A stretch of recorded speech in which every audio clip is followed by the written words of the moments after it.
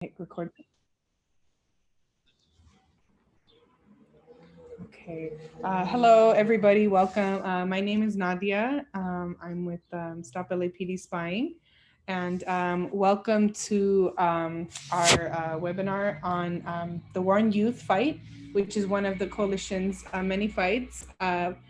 We for this month, sorry, let me do some logistics first before we get started. One would be we do have everybody on mute, and the only reason is just because we've had a lot of Zoom bombing, and so but we are going to be having an interactive meeting, so we definitely want to hear from folks in the chat and your voices. So if you do, we will be enabling the chat pretty soon.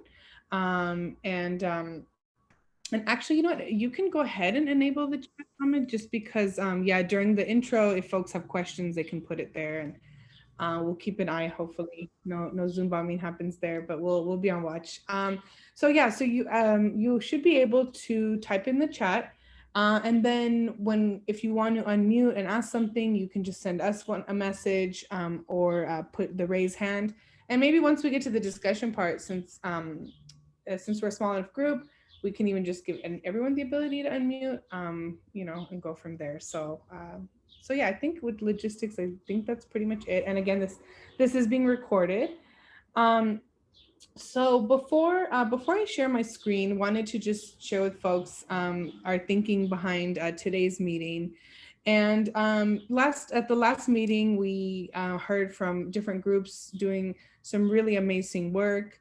From Colombia, El Salvador, here in the U.S., Palestine, and so because we wanted to then use this meeting as a way to be able to talk with each other, to look through some things and see where's this fight at around countering violent extremism and similar programs. And so yeah, so that was the idea for this meeting. And so what we'll do is we'll kind of start off with a little bit of a deeper look at CVE, at PVE, and then pass it over to Akil. Akil's going to go over how this is within the Biden administration, looking at the Department of Homeland Security as well. And so we'll be looking at some things together, talking about it, seeing how this is playing out in our communities, in our workspaces, and yeah, how we're building our fight against it. And so that being said, I'll go ahead and get started. Let me just share my screen with y'all. There we go. Okay, and feel free, you all, to put any questions in the chat while I'm presenting, any comments. Happy to address them, answer questions as well. And so just gonna go a little bit. So what do we mean when we're talking about the different wars on youth? For us, it's looking at how the violent extremism, terrorism, radicalization, threat assessment, sort of all of these terms and narratives are targeting young people.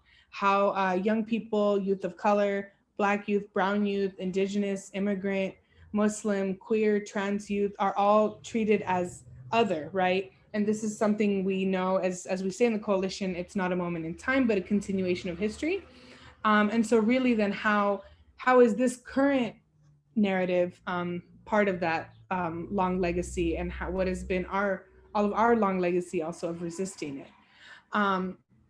So yeah, it consists. So with us, Stop LAPD Spying and Palestinian Youth Movement are our partners with the War on Youth Fight.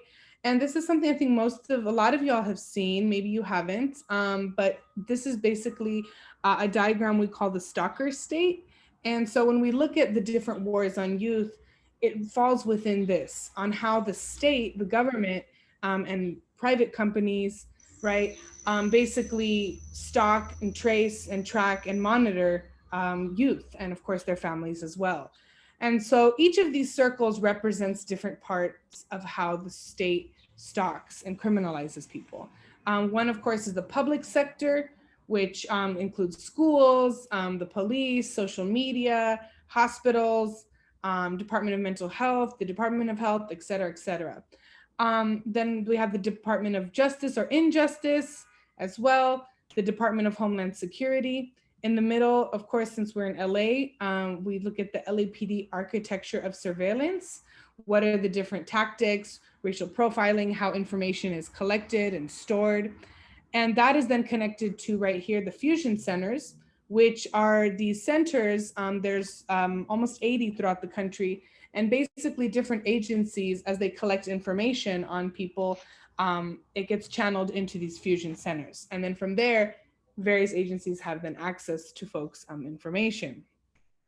And one of the biggest ones is right here in Norwalk, actually. And so we have those. Then we have the NSA, the Office of Director of National Intelligence, so right, the Army, Coast Guard, DHS, et cetera. And then the private sector, because as we know, the private sector, companies, corporations, jails, have always made a profit off of criminalizing and harming our communities. And so this all really look at it like a Venn diagram and basically how the different pieces interact with each other to trace, track, and monitor communities. One thing I like to always share with folks is this can, as overwhelming as this is, in part of our journey towards abolition, towards getting rid of this state, we have made chips away at the stalker state, right? So we've shut down the fusion centers for hours at a time in the past. Predictive policing, which I'm like, I know it's on here. I'm like, where's Predpol? Predpol right here. That's something we have gotten rid of in LA, and that it's purely because of community people pressure, right? Putting that pressure on day in and day out. Laser as well, we've gotten rid of here in LA. The drones, LAPD drones, even though they're now doing a pilot program, it was the people that kept them grounded for years. And so, so just wanting to sort of remind us that as overwhelming as this is, there have been chips made, sort of tipping it away, right? And again, feel free if anyone has questions to put in the chat. This is a youth stalker state. We have two of our youth coming back this summer. And this is basically just sort of an activity that was done to create the youth stalker state. One of the lead youth organizers called it the yes, so y'all ain't slick stalker state. Let's fight back. And so that's in the process of looking at how are young people specifically targeted within the stalker state. This was a workshop. Okay. And so this is something, right, just to sort of ground ourselves, is that we know surveillance and criminalization of youth is not a moment in time, but a continuation of a much longer history. And so as I said in the beginning, we look at how Black, Brown, Muslim, and immigrant youth, and Indigenous youth, and queer and trans youth are being targeted as violent extremists, gang members, and threats to national security.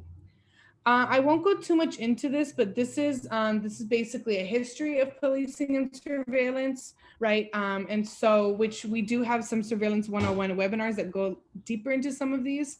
So this is just showing that all the way from the lantern laws, right, which were basically policies and laws that said anyone who was not white, particularly a Black person, had to hold a light if they were unaccompanied and not with a white person to identify themselves as a threat.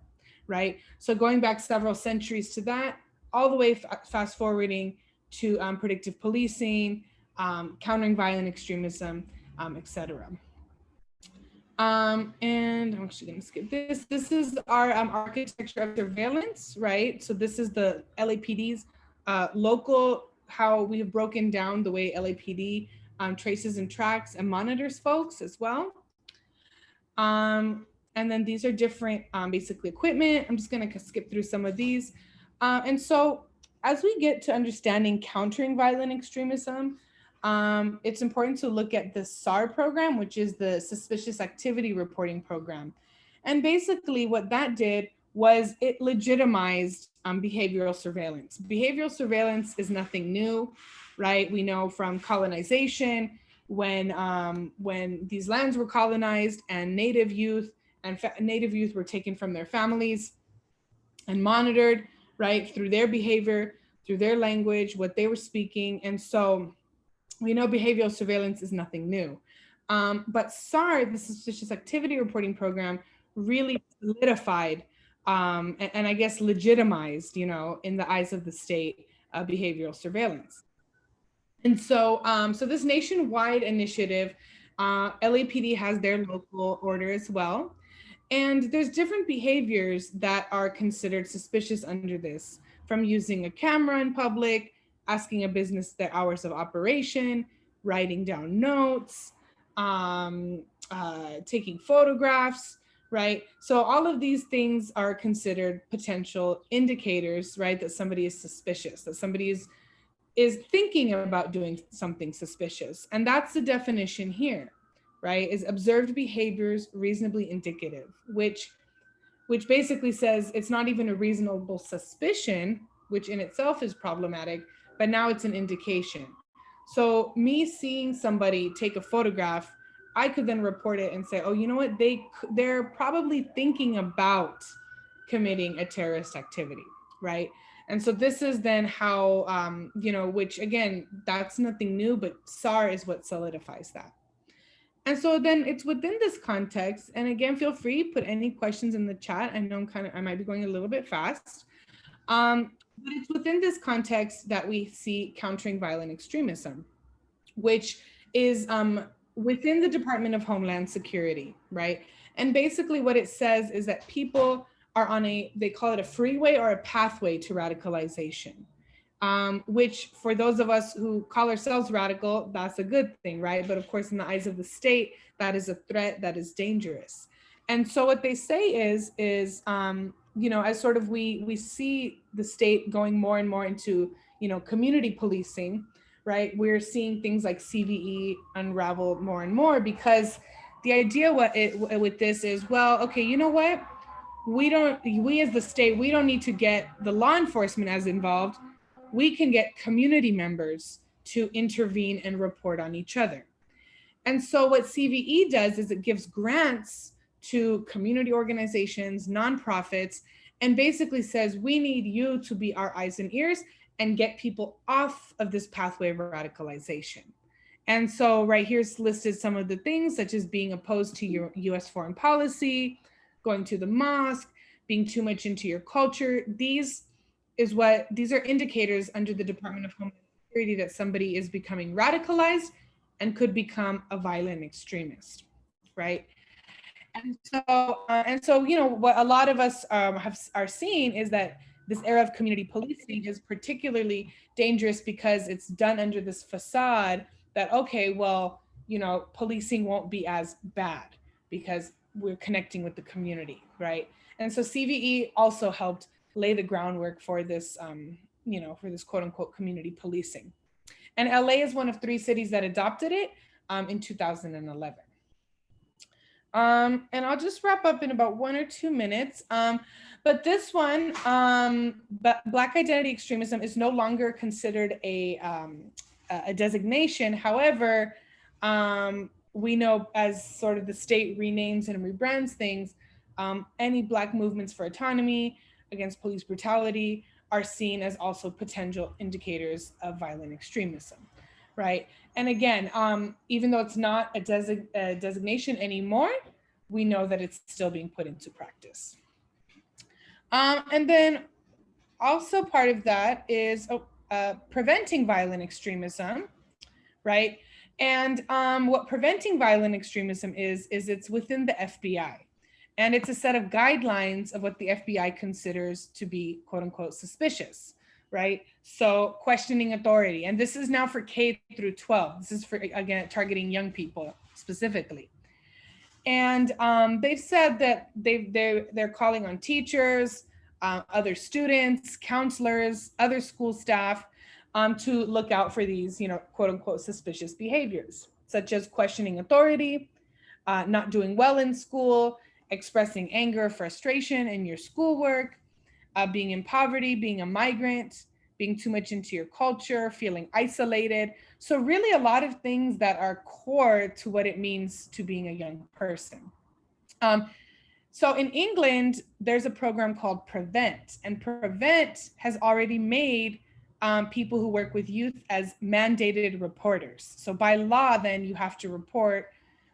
Like here, for example, with mandated reporting, if you don't report abuse or potential suicide risks, then you could lose your license, go to jail, pay fines. And so this is where the FBI wants to take the lead here in the US, which makes our fight against it that much more important, right?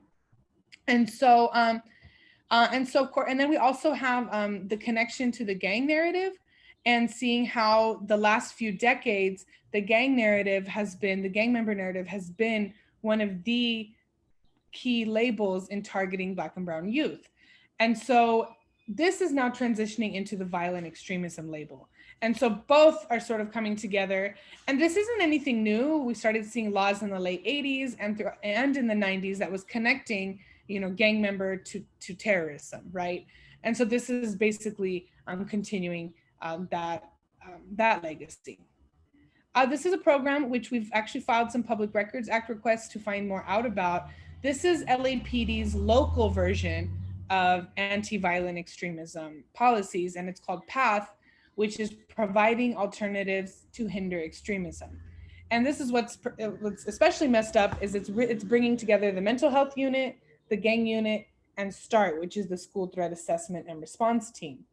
And one of the things is that is looking at how we already see how the police deal with mental health, right? We see people getting killed, as a result of this as well. And so bringing this in, right, it only exacerbates that, right? And so this is one program we're looking more into. And I'll basically pause here. This is some ways we've been fighting back.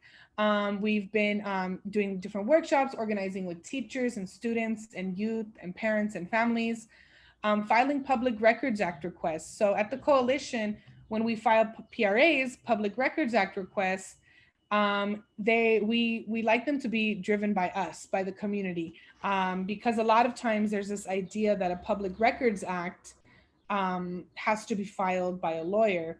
And while of course that support is welcome, it doesn't have to be that way. And so we create our PRAs sort of amongst all of us, because based on who we are, we know the different ways we're seen by the state, treated by the state. And so how do we communicate that to find out what we need? We have different college and university convenings because, as Akil will talk about, academic complicity is very real. We know that formal education, colleges and universities have always been a part of state violence, and providing sort of the research, the intellectual support to justify the state engaging in violence against us. And so we basically have been taking on different universities and professors as a coalition as a whole, and also as part of the War on Youth Fight. We've had different arts workshops and comics and videos, and creating different reports. And so I'll just pause there. And I'll be sharing that this link in the chat as well. This was a really, really sort of a brief overview, but we do different workshops. So, whether it's with students or teachers or a community group, you can reach out to us and we can do a short workshop, a long one. So always welcome for that. And then, and also, I'll put in the chat any of the campaign fight interest forms. We're in the process of doing some more workshops over the summer with teachers, building with UTLA, which we've been doing. Actually, one of their, the motion that we drafted with them a few years back was passed by UTLA against both countering violent extremism and preventing violent extremism. And so that was a huge tool in getting the mayor to reject a large CVE grant of over $400,000. And so we're building with UTLA, creating outreach materials, research. So there's a lot of ways to get involved. So feel free, you can message myself or Akil or fill out the form. as well. So I'll go ahead and pause there. I know kind of was talking a lot at folks, but if anyone has any questions, yeah, you could raise your hand, or I didn't see anything pop up in the chat. And maybe while people are either typing their questions, or by the way, this is Akil from Stop LAPD Spying as well. Either if you're typing your questions or trying to find the raise hand button, or just want to post in the chat, I have a question and we can unmute you. Maybe I could ask Fatima to introduce PYM as well, which is the other organization that is co-organizing this campaign, if you don't mind, Fatima. Hi all, my name is Fatima. I'm part of Palestinian Youth Movement. We're basically a grassroots community organization of Palestinian and Arab youth who are affected by the Zionist colonial project. And we do a lot of work with students. We organize campaigns against Zionism and Islamophobia. We coordinate youth programs, and we also work pretty closely with Stop LAPD Spying against policing and surveillance, as mentioned. Yeah, if you have any questions, I'm open to them as well. Cool, thank you, Fatima. I don't see any questions just yet, but feel free to jump in with them at any time. We're about to, I just want to show everybody some of the stuff that Nadia, Celine, and I, and Fatima and the PYM folks that we've been seeing coming out of the administration right now as basically updates or the way that CVE continues to evolve, so we can have kind of a community conversation about what's coming out of the administration now and how to combat it. Because these things aren't static, but at the same time, sometimes it's just rebranding to do the exact same policing with a new fancy name. So I'm going to pull up the presentation right now as well. And last thing before we do the presentation is that we have our regular working meeting on the third Wednesday of every month at 6 p.m. So that's a week after tomorrow. So that would be June 17th, I think, or June 16th. June 16th at 6 p.m. So if you're interested in coming, feel free to message Nadia or me and we can send you the Zoom link. That's where you can join the fight to do more community research, make pop-ed tools, organize different workshops, etc. Okay, so I'm going to pull up the presentation. Got a question in the chat here, Akhil, that did the 1619 project resonate at all within LA schools? Misnamed, but is the critical race theory being debated in the school board? Do we know if that? I know it's been a pretty hot debate all across the country. I think Nadia, you would probably be the best position to answer that as a teacher in UTLA or in LAUSD. Do you happen to know, Nadia? Sorry. I mean, in terms of as teachers, we've been discussing it. I'm not sure where it is at with the board, though. Yeah, I got to ask about that. But I mean, I know at my school, like in general, like folks have obviously been really supportive. But yeah, I'm not sure where it's at with the board. I'll have to find out and get back to you on that. Cool. But thank you for that question. If you want to share your email with us, we can look into it and get back to you on it too. Okay, so jumping into this community update on new CVE frameworks, and just for reference, we're using CVE kind of colloquially to refer to all the different programs with this framework and this philosophy, which is based on radicalization theory and basically promotes the idea that there is such a thing as a violent extremist or a domestic terrorist that you have to intercept by surveilling their behavior and then providing services or interventions to try to give them off ramps. So that kind of framework, we're calling it CVE, even though as we're going to see, the names change. So let me actually just do this present. Can you all see this? So as of May 11th, basically the Biden administration announced that the DHS was going to replace what they had already rebranded CVE to call it Targeted Violence and Terrorism Prevention, or TVTP. Now they're rebranding it one more time, and they're calling that department the Center for Prevention Programs and Partnerships, or CP3. They keep on trying to find snazzy names for this. So, and then at the same time, they're also going to be creating a branch within the Office of Information and Analysis, which is basically, you know, the part of the DHS that's most concerned with information gathering and surveillance. And this branch is going to be devoted to what the Biden administration considers to be domestic terrorism. Not only that, but he's elevating the priority of domestic terrorism. Oh, that's a good question. So Sydney's asking, do they make any changes or respond to any of our concerns? Well, I think that they are, I would be really curious to hear what you all think, but my theory is that they're responding to the desire by a lot of people sort of in the base of the Democratic Party that the state should do something about white supremacy. But what they're doing is they're basically doing programs that potentially use white supremacy as a Trojan horse to basically target the same communities that they've always targeted, as we're going to see. Now they're elevating domestic violent extremism to what they call a national priority area. So FEMA, which is the emergency management part of the DHS, will have to spend almost $80 million this year to combat it. Finally, they're training other entities, including law enforcement, in threat assessment and threat management. This is a big sort of fad right now. So here's something that they are really promoting, which is that they want to, instead of, you know, we've been fearing that you know, we're heading in the direction of the UK, which sort of centralized its surveillance, especially of Muslims, with the program called Prevent.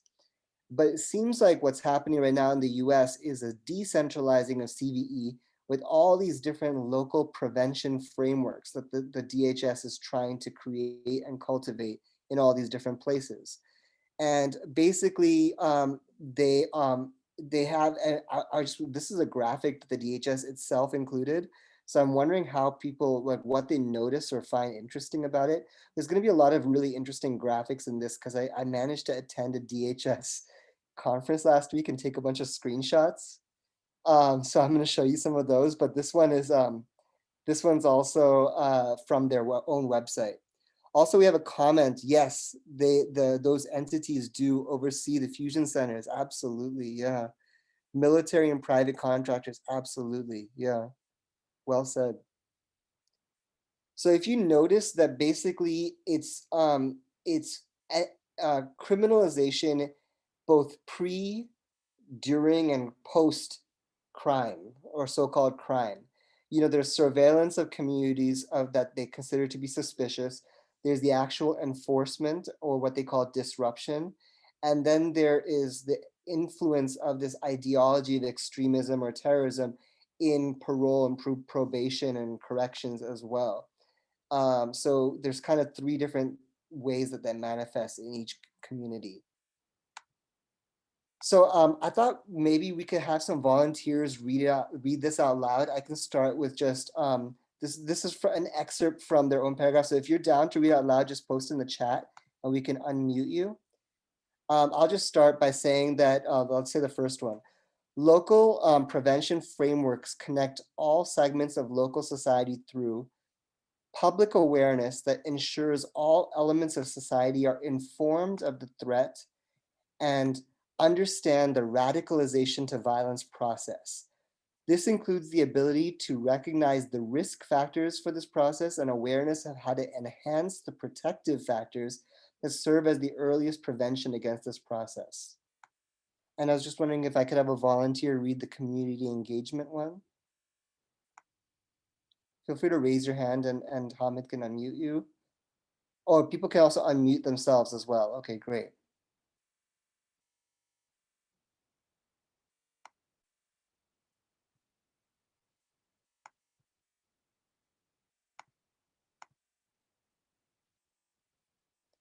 And I by can the, read the next one. oh, awesome, thank you.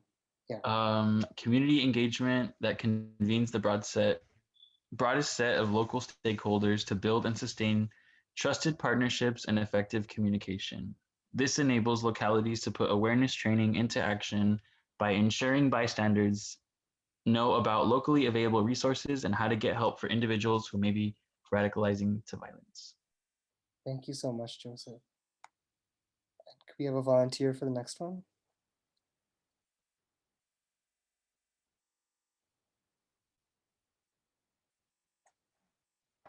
I can do the next one. Is it the third bullet point? Yes, thank you. Okay.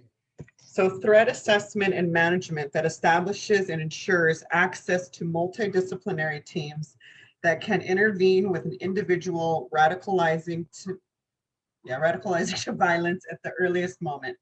Teams may include educators, psychologists, faith leaders, medical personnel, law enforcement, and others. Interesting, threat assessment. Yeah. Thank you, Jamie.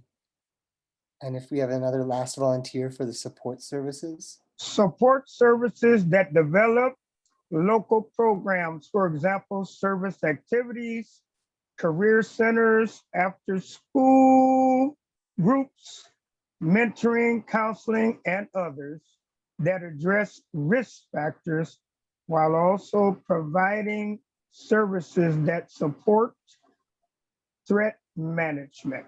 The fourth point. Thank you. Brother Pancake.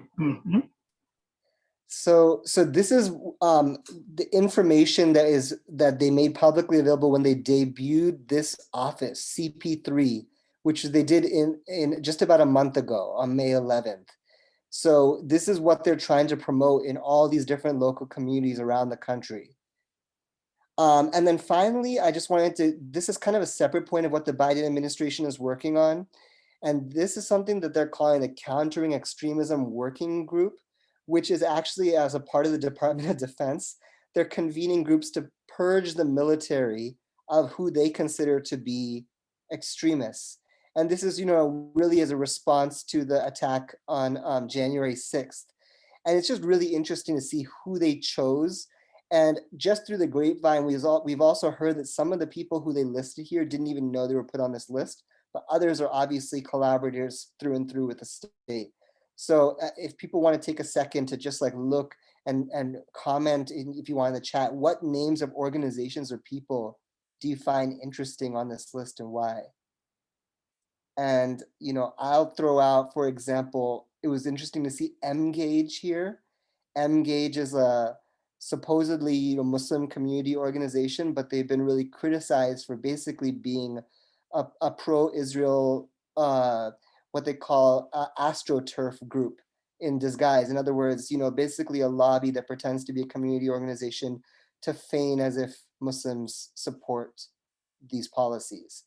And it's really interesting that a person from Mgage is on this group list. But anybody else, you could put in the chat any names. Also, let me know if it's too small and I can try to zoom in. Can you zoom in a minute, Akil? Or, yeah, I got bad eyes. Whoops, let me try, oops. If it's not, it's okay. Oh, maybe I can do it if I just do this. Can you see it? Is it? Oh yeah, that's better. Wait. Oh my God. Okay, now I'm just screwing it up for everybody. Never mind. I got it, right? Okay, yeah. Thank you. No, Yeah. usually when one person asks, it also means other people are wondering too. Exactly. And as people are, and Sydney's pointing out the Brennan Center, absolutely, yeah. Oh, and then Catherine Ballou isn't surprising, but the way she approaches white nationalism, I don't know that much about that. Isabel, would you mind posting a little bit in the chat about that, or you can unmute and tell us about that? And Charles is pointing out multiple from ACLU and SPLC. Absolutely, absolutely. Our very noted what we would call surveillance bureaucracy groups. Oh, and Fatima has noticed that, yeah, the SPLC lists Black separatist groups as extremists right alongside the the KKK lists Black separatist groups, yeah. Oh, and then Catherine Ballou is a scholar of white supremacy, and so she's brought onto this team. Okay, got it. And she's very state oriented. Okay, so she's kind of like liberal, anti-fascist or whatever. Why this becomes, I'm sorry, Akhil, just real quickly, why this becomes really, really critical for us to make a note of this too, that when the National Suspicious Activity Reporting Initiative was being planned, the ACLU was invited by the Director of National Intelligence when they flew people over from other parts of the country. And that became a primary piece of this being supported by the community. Like this, they call this the community civil rights group, that was part and parcel of it. And now we see exactly like, that now this has become a major liability on the community and a major counterterrorism program that is putting primarily people of color and particularly Black people disparate impact on the community. So we gotta really out this thing. Yeah, and lots of really interesting comments in the chat. Shakir was talking about how many of the names seem Muslim and allows them to claim that they're doing this on behalf of impacted communities.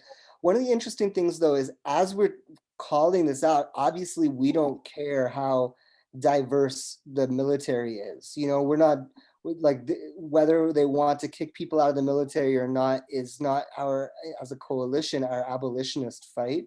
At the same time, it's exposing or telling how these programs, when they claim to be, neutral or even anti-racist, how they're always through and through a white supremacist program.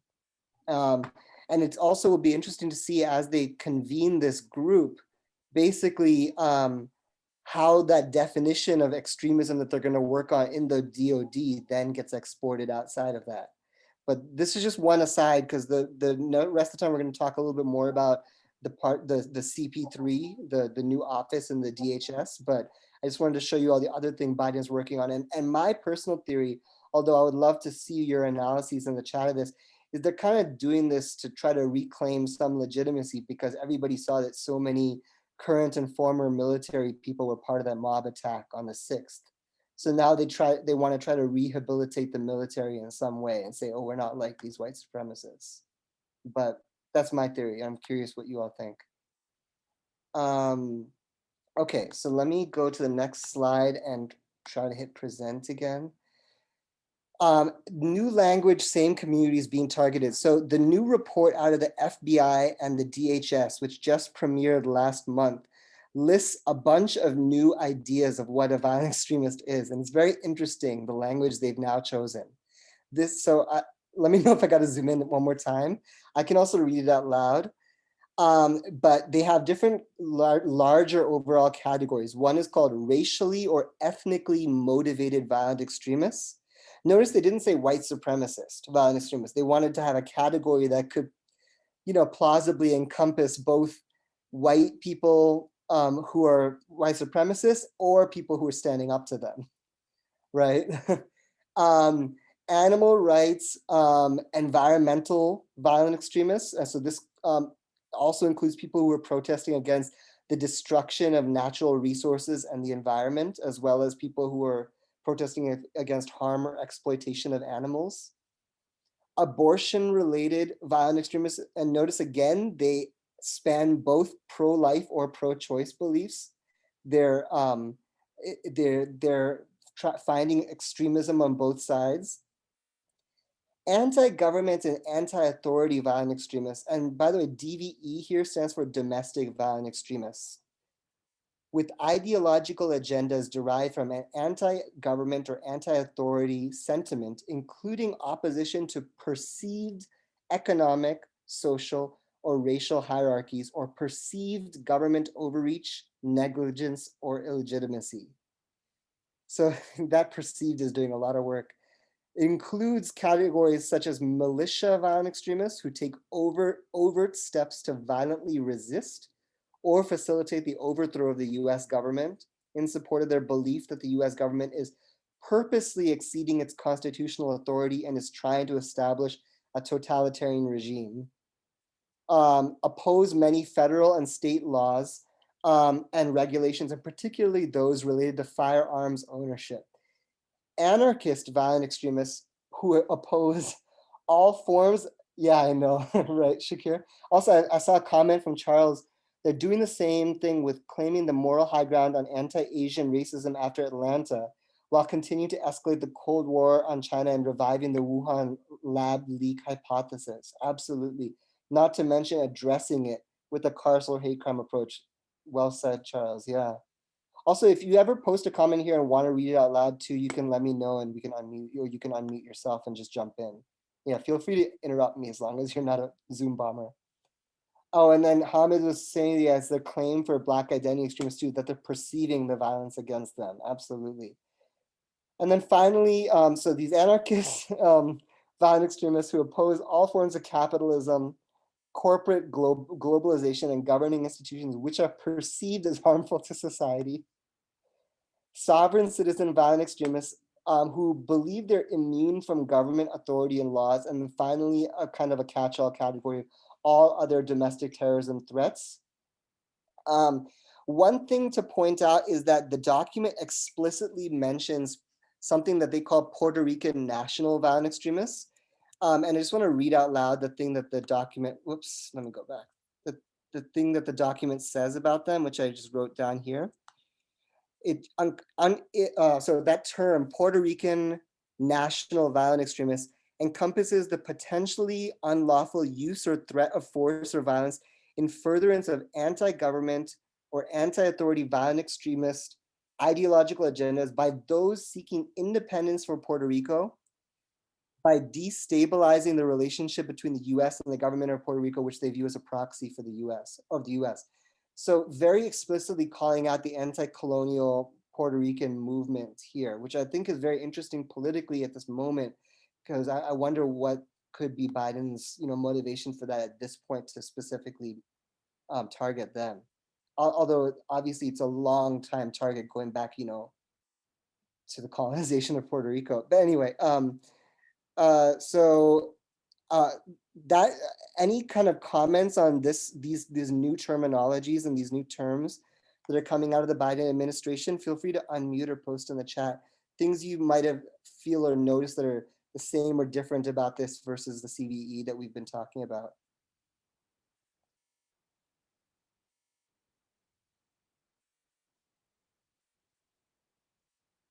And totally, I agree with the person who just commented that the program is a global agenda and it's being exported all over the world. Absolutely.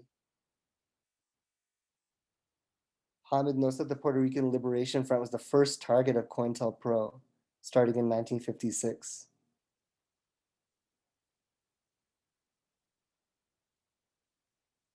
And by the way, they house Puerto Rican national violent extremists under this anti-government, anti-authority violent extremists. They mentioned that in their article. And if you're interested in the article, I can also just post it in the chat so you all can see it too. Oh, Charles, go for it. Feel free to unmute. Yeah, totally. So one thing that's interesting to me is the sort of refinement of the Trump era, like official condemnation of like Antifa or like anti-fascism per se, to just specifically in their new terminology, anarchist violent extremists. Because I think in part this is because the Democratic Party like try to in some ways reclaim or recuperate the anti-fascist line and turn it into a narrow sort of electoral anti-Trumpism. And you even had like the head of the FBI like admit, okay, like Antifa is not an organization, it's an ideology, even under Trump. So I thought that was interesting. Wow, yeah, absolutely. Yeah. And I think that actually really ties into what Isabel just posted, which is how the both sidesism reveals how the state is responding and consolidating in response to the potential political shifts we saw happening early in the summer. So now what we see, Charles, is this line is both co-opting the Antifa energy to whatever extent that's like a singular political movement, but then also continuing to criminalize it. They're co-opting and criminalizing it by maintaining this both sides approach. It's really interesting. And then I see then Susan has a comment. The second, Carol Anderson, a conversation with, I don't really understand the comment, but I'm glad that you pointed that out. Maybe we could, if somebody else can explain or something like that, or if you want to unmute Susan, go for it. And then Steve is saying that the same, oh, sorry, I don't want to read it out loud if it was a private message, sorry. Okay, so moving on, and also Susan, feel free to unmute and interrupt if you want to explain your comment. Oh, and then we have a raised hand from Sag. Go for it. Um, something that I thought was worth noting is how it seems like recently, like specifically the Democratic Party and even the Republican Party with like Antifa is always trying to wrangle the narrative and define these groups in their own terms that provides them with a beneficial narrative. And not to be like super Marxist Leninist over here, but I think that does point to the importance of having large parties that are with their own media that are able to define themselves and promote themselves and their beliefs, that counter these narratives that the vast public is receiving from the government. That's just something that occurred to me. Absolutely, yeah, thank you for that. Yeah, and I guess in our small way, we're trying to do that collectively right now. Right, yeah. Oh, okay, awesome, Isabel. Thank you for explaining Susan's point. Yeah, that seems like an extremely important conversation that Isabel just pointed about. And Sag, thank you for that comment. Also, Steve was saying his comment wasn't meant to be private, so I'm going to read it out loud.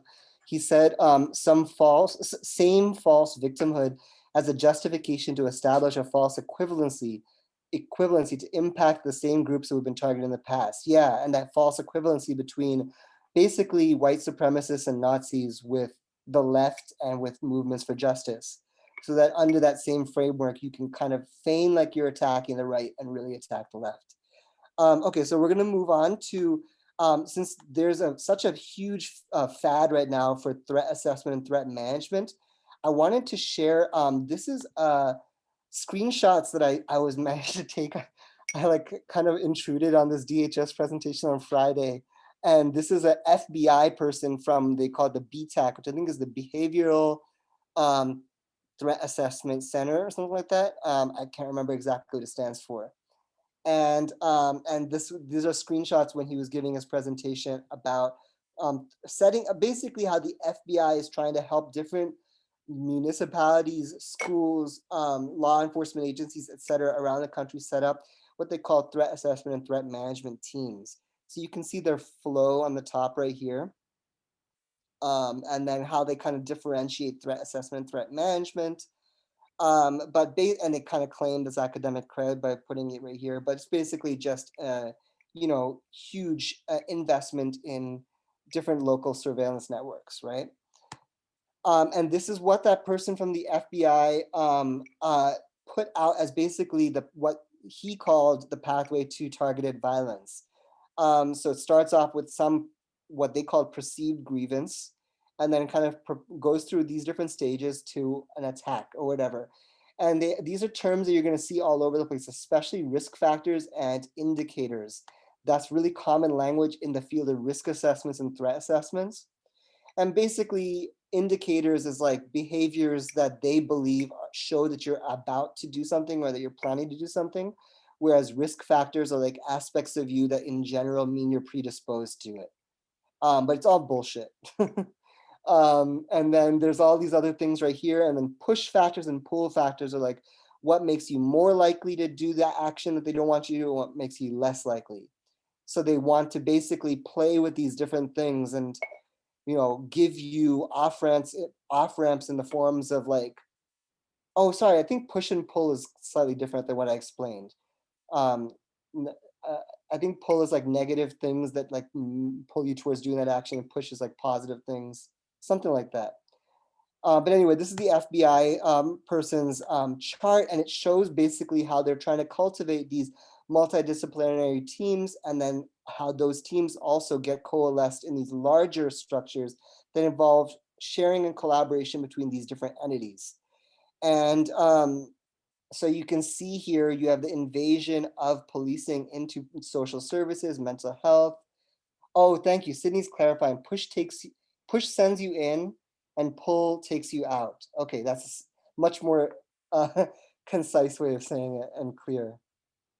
And then basically these multidisciplinary teams at the most basic level in a school, they include an admin, a mental health liaison, and law enforcement. And they often include the Office of General Counsel or whatever kind of entity the school is responsible for, sort of like school climate or civility, something like that, as well as sometimes a legal representative. So if you look at this chart of their concentric circles of multidisciplinary teams, this HOW is house of worship. So we know which houses of worship they're definitely going to target, which is mosques, you know, K through 12. IHE, I can't remember what it stands for, but I recorded this on a voice memo too. So I can share it with you all at some point if you want. Business, and then there's like, it kind of escalates from there in larger and larger levels. And then they have information sharing between them. So this is the framework they're trying to propagate right now.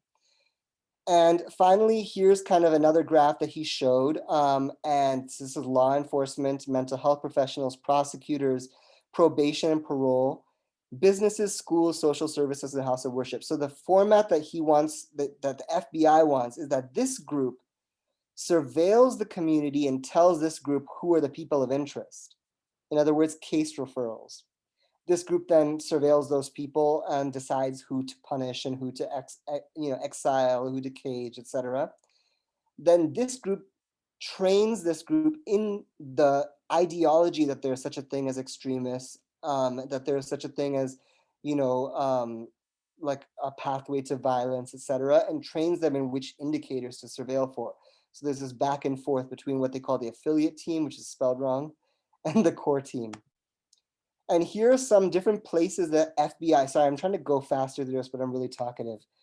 Different places where the FBI has already set up these teams, these TATM, threat assessment and threat management teams. So Boston and Massachusetts is a very key one because they target the Somali community. Notice there's also one in Oregon on the West Coast, and each group has its kind of different BTAC sort of subsidiary or whatever. Yes, exactly. Thank you, Nadia. And remember to jump in whenever you have a question and put it in the chat as well. And the last thing on this threat assessment and threat management is that here in LA, we are exploring the way that that is happening in LA, specifically in the partnership between LAUSD, law enforcement, and the Department of Mental Health. So if you're interested in exploring how threat management is happening in LA and and threat assessment, threat management is happening and how to combat it, remember to send Nadia or me your email address and come to our working meeting, which is a week after tomorrow, Wednesday, the 16th at 6 p.m. And we are working on records requests to the Department of Mental Health, to LAUSD, to LAPD, etc., about these threat assessment and threat management teams and finding out more information about who's been targeted, what the impact has been. So, so post in the chat or in a private message to Nadia or me if you're interested. And here's just one last thing, which is kind of evidence for how this is happening in Massachusetts and kind of what we want to avoid or what we want to fight in LA.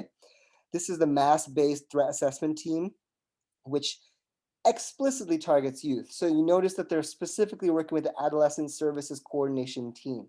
You notice that they specifically say they serve youth at risk for violent extremism. And we know from records requests and from our partners in Boston and Cambridge that this is really specifically targeting the Black Muslim community, especially the Somali community. So it's really dangerous precedent that, and it's also, this is present. These are screenshots I took from the presentation from the Boston Children's Hospital.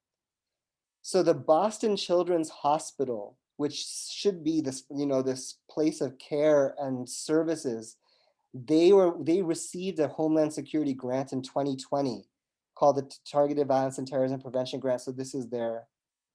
Yeah, so Jamie's asking, how do you see this playing out in our movement to shift police resources to social services social service programs? It's a really good question, because I think that there are a lot of people fighting right now to get, for example, mental health providers to arrive as first responders rather than law enforcement, right? Or to, no cops, etc. And Jamie, I'd actually be really curious about what you thought, in terms of this sort of tension between people wanting to do some kind of harm reduction for people to arrive without guns, but at the same time, how it's kind of like facilitating the expansion of policing into those realms. What do you think, Jamie? Do you feel comfortable to unmute and like think out loud about your own question? Okay. Yeah. You know what? I don't know, and that's one of the reasons why I think this kind of work is so important, because we're not talking about it, right? So like, I think what's so nice about the coalition's work is that we're constantly trying to expose, these systems so that we can see them and how they're impacting us, or even like, because we feel the impacts. Like, everyone feels like they don't want, like, like police or the state up in their like personal health issues.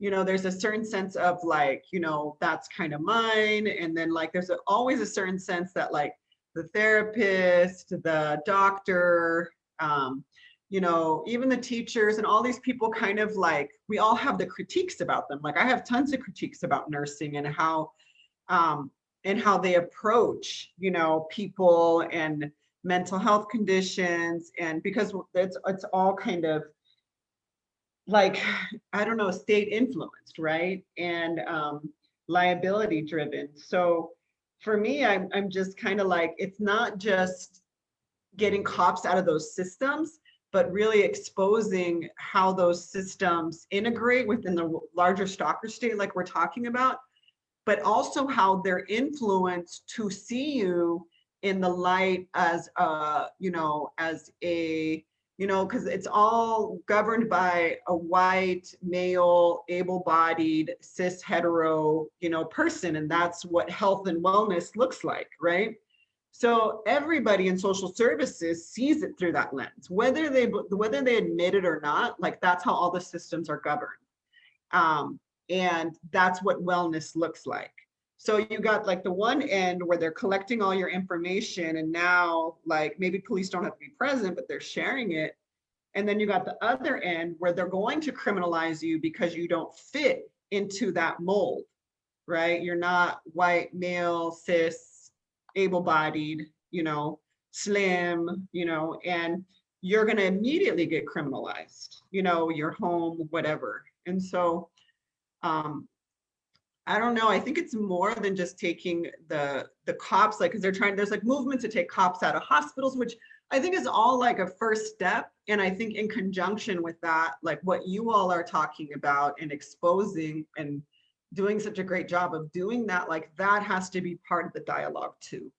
Because I don't know. So that's, I guess, where I'm at. I don't know. Yeah, and when you were saying the one end and the other end, it fits so perfectly with this graph that's in front of us. And were you kind of looking at that when you were saying that? Because this end is the one that people first get exposed to and they think they can trust. And it's so insidious. Like, this is, and it might even be that they're talking to a person within their own community. And they think they're getting services. They think they're building trust.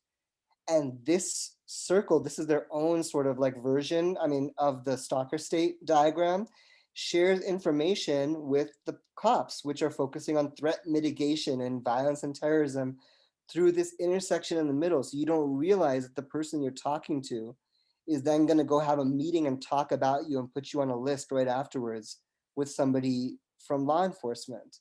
Yeah, it's like the two ends you described are like in their own diagram. This is what the Boston Children's Hospital representative themselves showed at that DHS conference. And it's exactly describing what you're saying, Jamie. Yeah.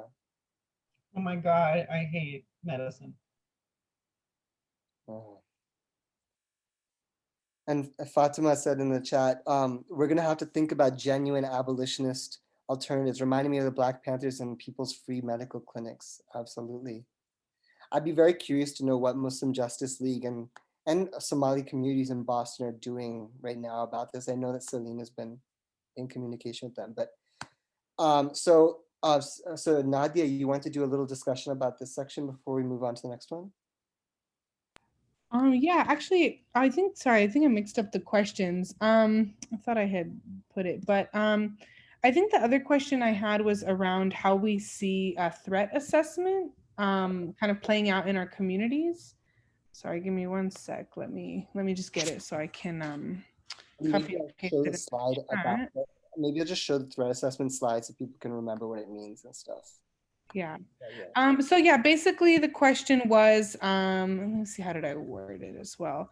But yeah, basically how do you see how do we see this language of threat assessment and risk assessment? How do we see it playing out in our communities, in our jobs? And maybe, I don't know, Kil, if you could just type the question in the chat too.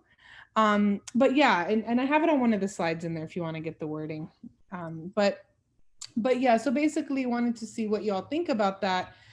Because, you know, as we've been going through this and kind of digging up some of the research, we just are seeing this more and more, right? How do we see, so thank you for putting that, Akil. And so I know for myself, I'm a teacher. And so like, I think about how, you know, we're constantly sort of told to look out for a threat. I mean, we even just did a lockdown drill today about like, you know, an outside threat. And of course we know that threats are real in the sense of harm that can happen and harm that people engage in on each other. But then it just makes me think about how we instill that sort of idea of what is considered a threat into our students, into each other. And so yeah, for me personally, I see this idea of threat playing out in a lot of ways, and then how it gets used, who gets the disciplinary actions more, who gets, you know, taken in handcuffs based on the things they say, who's seen as outspoken versus threatening in their speech. And so for me, when I already see this happening in our schools, I just think about how more and more is getting put into it. And I think, you know, what Jamie had brought up around in our movements, and I put that in the chat, it does make me think of then how we police each other. So even if, for example, police aren't going to be allowed on certain campuses, which is a huge win and a huge victory, but then how are we also thinking of then how we police each other?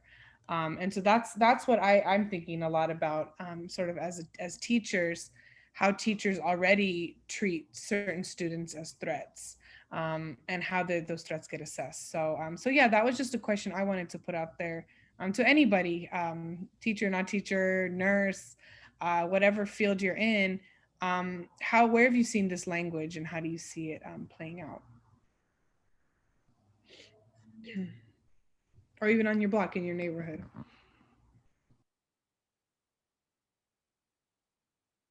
I think folks can unmute too, so feel free to just unmute as well.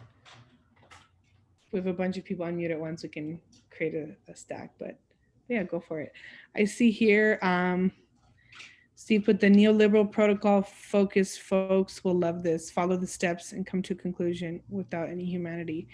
Yeah, and I think, you know, just thinking of liberal folks in general, really kind of holding on to these more community-based approaches, right? And sort of how then our language gets co-opted. Yeah.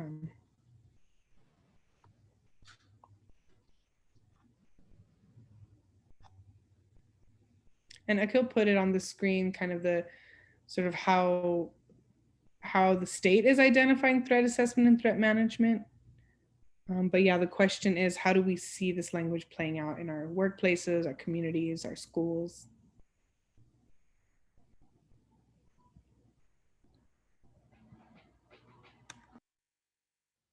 And also, if you want, just because we have a couple more sections, if people can put their comments in the chat on that, and I can just find the next thing as we go too.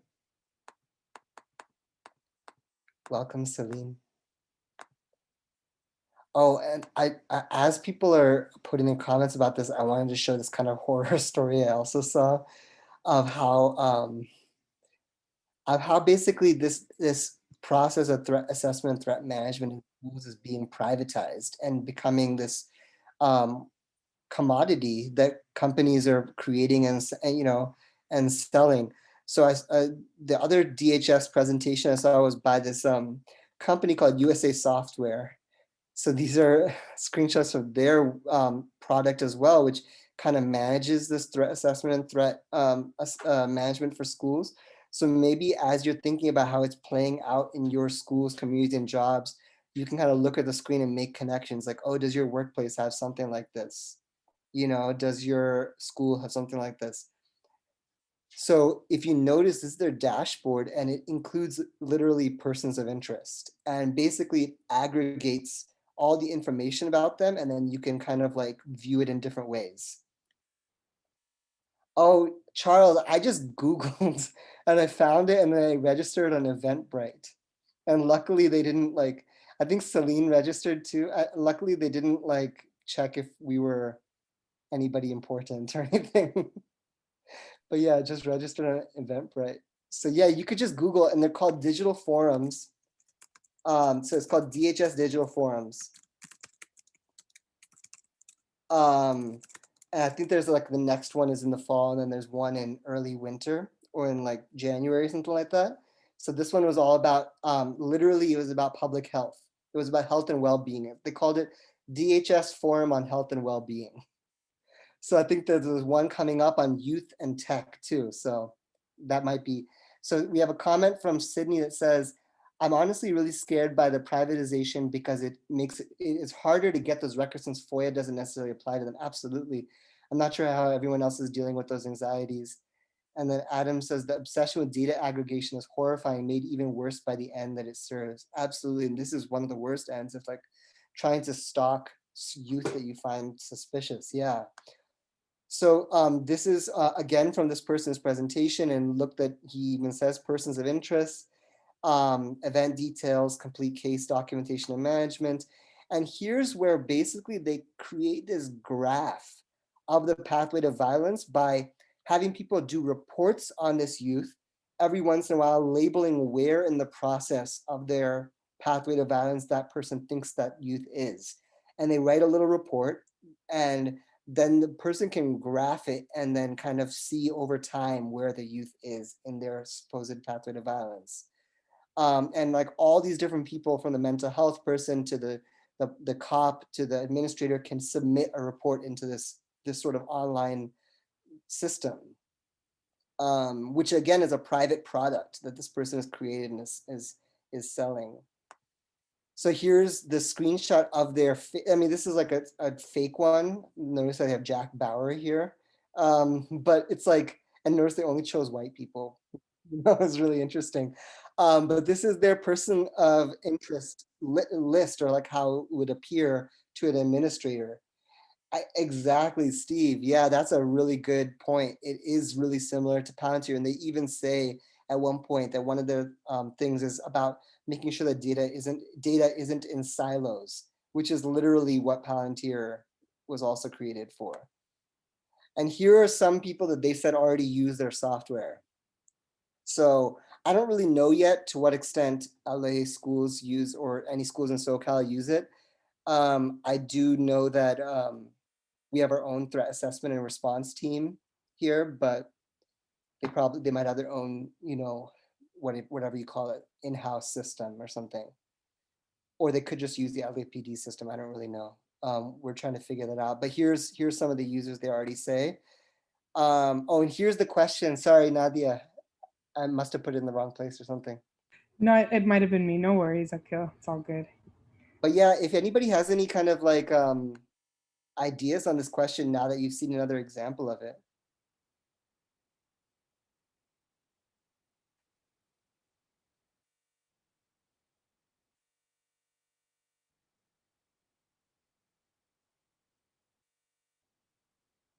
Oh, and Nadia, you had a comment about how we talk about our lives being datafied, how existence is reduced to data points, numeric ratings, etc. Yeah.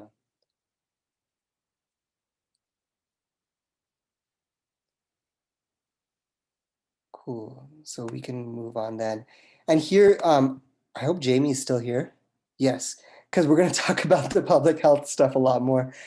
there are these two assholes, excuse me, who are like really involved in researching this stuff in LA. There's this guy named David Eisenman who's at UCLA, and then Stephen Wine, who is at UIC. And they both received a DHS grant initially to work with basically the school, sorry, not school threat assessment, that's the other start. There's two starts. There's a school threat assessment and response team here, and then there's the START, which is the Homeland Security Hub at the school UMD, which we have Sydney here. And Sydney, do you want to tell us just a little bit about START so that people can understand kind of how this research got started? Yeah, so this guy named Gary LaFranc at UMD, so UMD stands for University of Maryland. He is a criminology professor. It's really interesting. I was looking at some of his research this weekend, and he started out in a socially justice-oriented place. And I don't know how he's gone so off the rails. But anyway, he started this DHS lab that does a lot of CVE research, and they collaborate with the two jerks that Akil just mentioned. I'm not even gonna give their name precedent, but yeah, it's a really messed up lab. I'm happy to answer any questions, but it's a really disgusting sort of hub. Yeah, and it's one of many, they call them centers of excellence that are around the country. There's one at USC, and that one is called CREATE. And this one in Maryland is explicitly devoted to counterterrorism. And they really coordinate a lot of CVE research all over the country, including this research that was done between David Eisenman and Stephen Wine.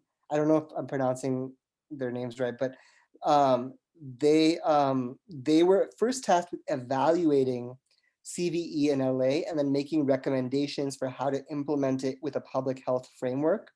And then they've gone on to receiving a National Institute of Justice grant. So not DHS, but basically coming out of the Department of Justice to basically research by talking to a bunch of community members how they could, like why they don't trust cops and what could be done to get them to report on each other better.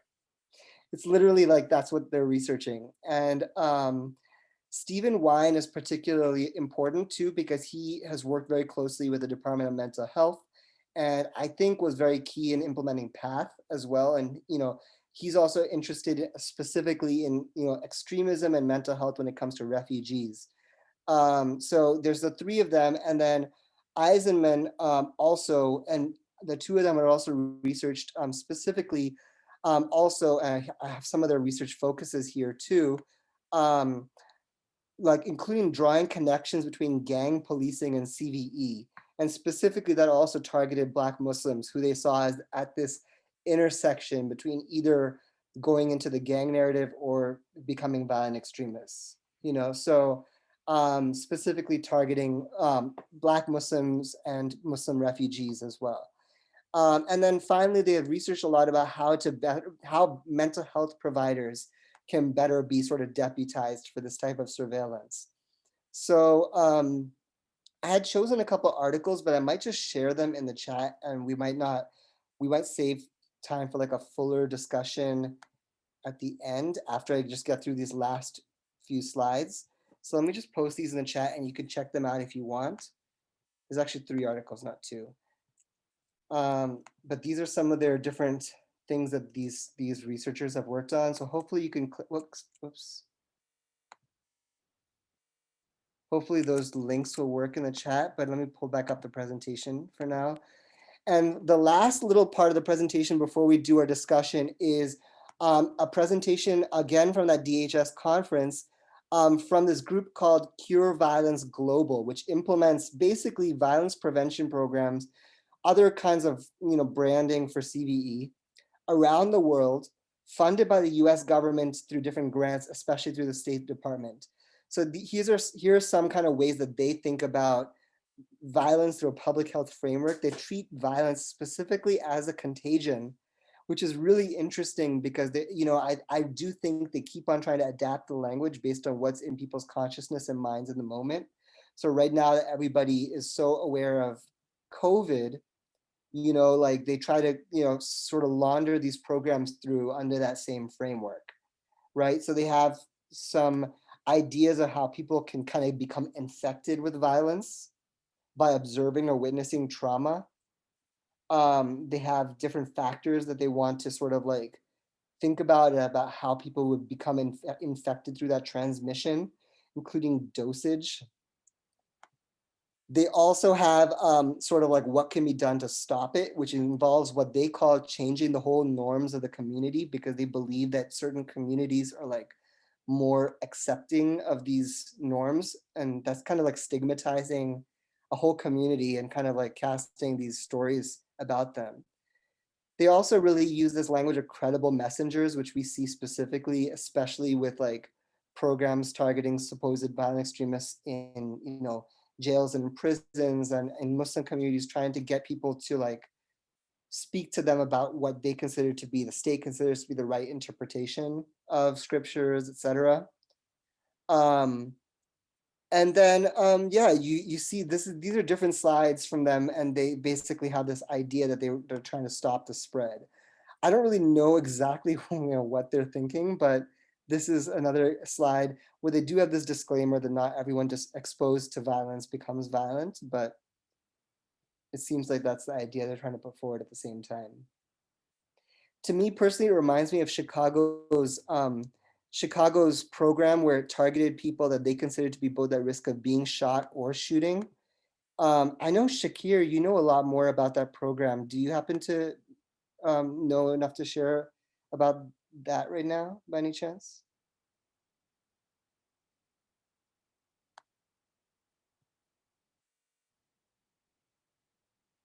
I'm not sure, maybe not.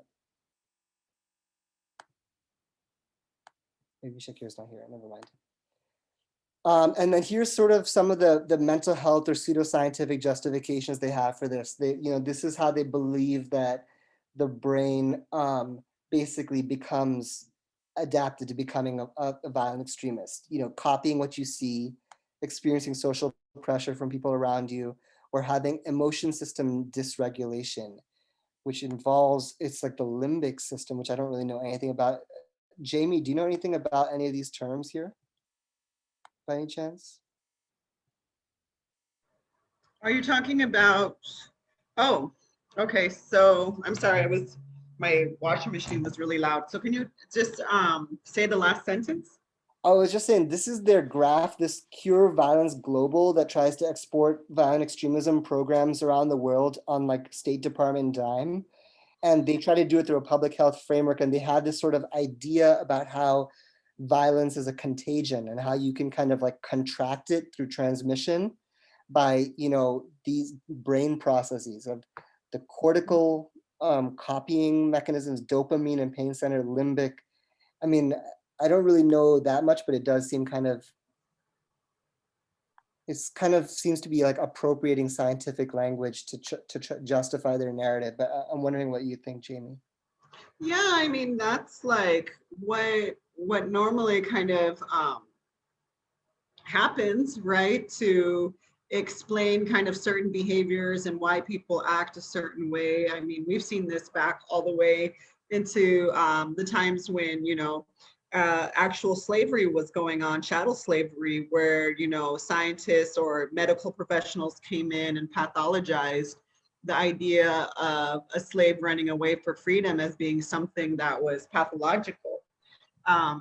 So yeah, and I saw that Fatima also answered, and it really looks like they're kind of talking about what makes you feel good and what like probably what in some senses stimulates you, or when you get like what it's making me think is kind of like they're trying to describe mania, like when someone is kind of like manic and they're kind of running around, like this is kind of like the idea around bipolarism, like high risk behavior, hypersexuality.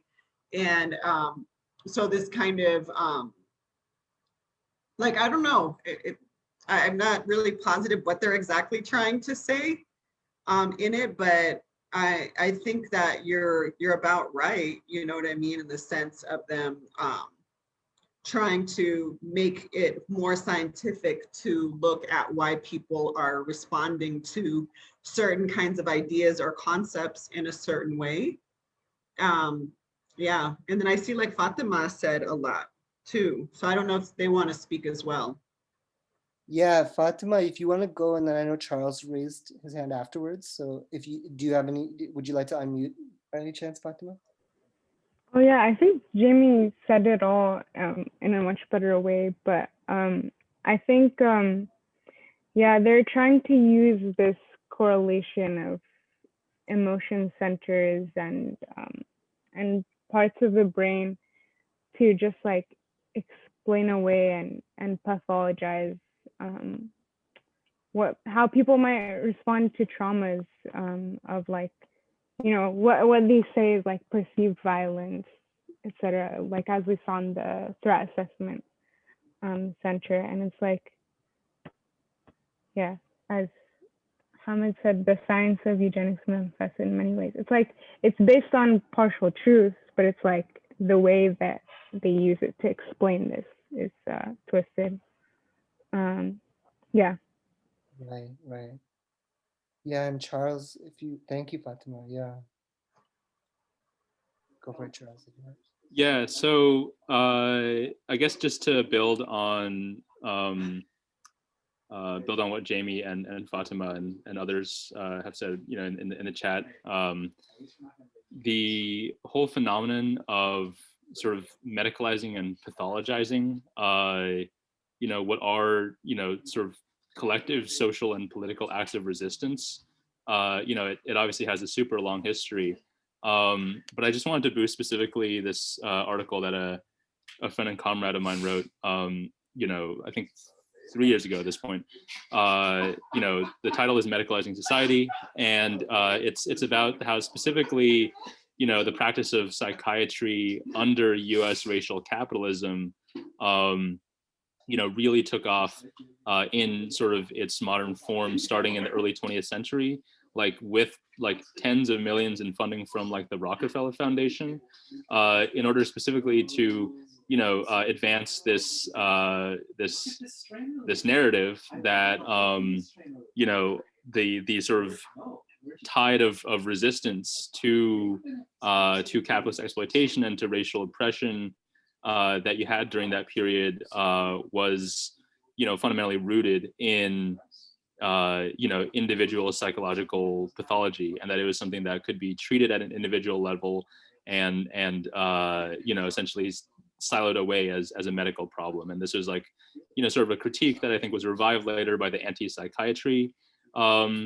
movement in the, you know, 70s and 80s, which kind of took it a little too far, I would argue, but had at its core, you know, the same critique about you know, the language of science and of medical rigor being used in a very political way in order to pathologize acts of resistance. And as Hamid has pointed out, it ties in very closely with eugenics as well, and with molecular biology, which was also like very much founded and advanced by the Rockefeller Foundation, including here at Caltech, where it took some of its most grotesque forms with the Human Betterment Foundation, and it tied in that respect, in that you know, it posited sort of a genetic basis to, you know, violent behavior that was heritable and therefore could be solved by like eugenic sterilization. And some of the founders of Caltech, including the first president Robert Millikan, were like very active in advancing that ideology and advancing forced sterilization as a supposed remedy to it. And that's why there was such a huge and ultimately successful campaign to, you know, get Caltech to rename everything on its campus that's currently named after Millikan this past year, which I was very involved in.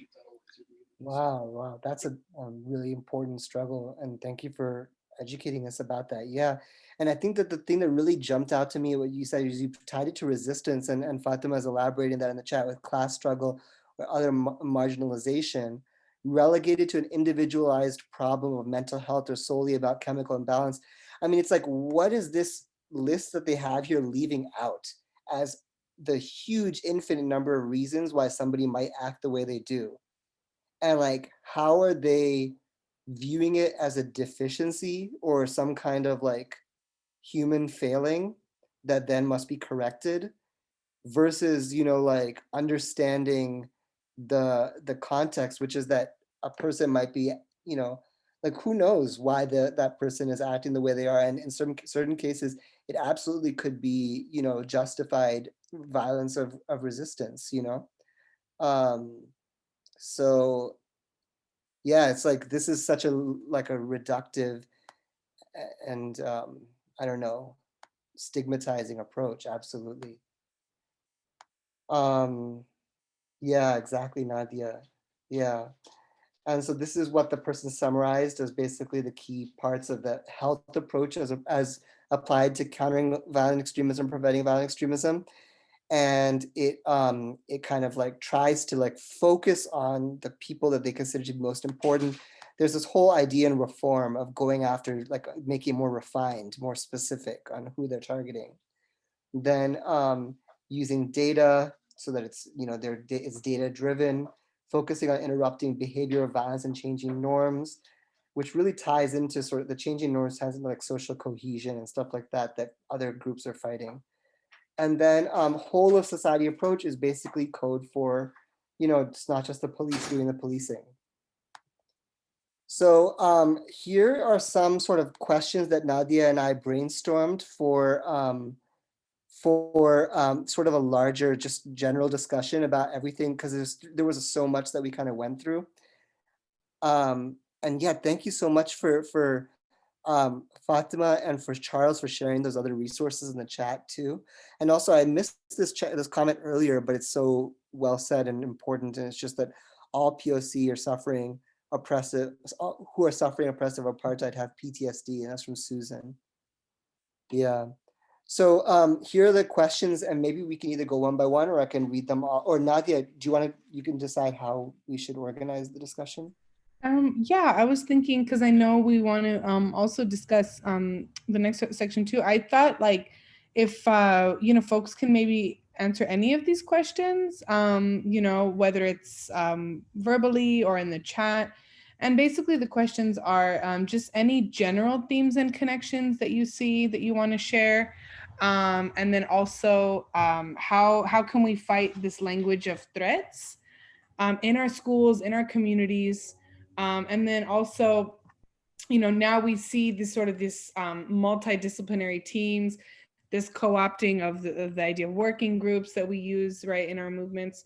But how can we fight against the creation and the spread of multidisciplinary teams and kick policing out of mental health in schools, right? And I think policing obviously is the actual police, but even just the way we police ourselves and each other. And then just general other ways to resist. So so these questions are all kind of connected. So yeah, I just wanted to put it out there. So feel free to unmute yourself. Or even if you don't want to answer this question, you can share any general thoughts. But again, wanted to bring it back to our places of work, to where we live, to the people we associate with.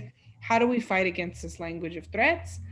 And then how do we kick policing out of mental health and out of schools?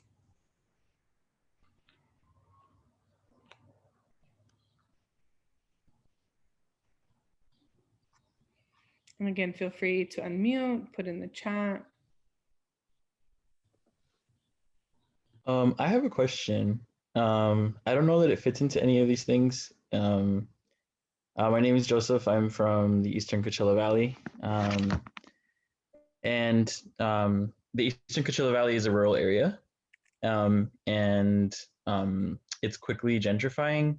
So because of that, there's a lot of surveillance. But from this webinar, I've seen that like, and learned that like surveillance is so much more complex and deeper than I would have previously thought, right? With just like cameras on every stoplight in the areas that are gentrifying, especially due to Coachella Fest and the various festivals that are around there. I guess my question really is just how, as someone in a rural area, pretty far from like an urban center, how can I support or learn or like continue this fight either in my community or like support what you all are doing in LA Because I think one thing that differentiates rural areas from urban centers are just resources to things like this. Also, the nonprofit industrial complex is very strong here. So there's only about like, I can count on my hand how many autonomous groups there are out here. And I'm part of one of them. And there's probably only like one other. So for the most part, a lot of the, respectability and even maybe surveillance of youth happens at the nonprofit sector. When students step outside of that narrative, there's this huge panic that happens. A couple years ago, there was a Black Lives Matter, like spontaneous Black Lives Matter event that happened by the youth. And it caused such a panic amongst everybody, and the police got involved when it was really just, youth trying to resist and to show solidarity with what was happening outside of our area. So I guess that's my only, my question is, how can I organize or support from a rural perspective and area? And thank you, by the way, this was a really informative event.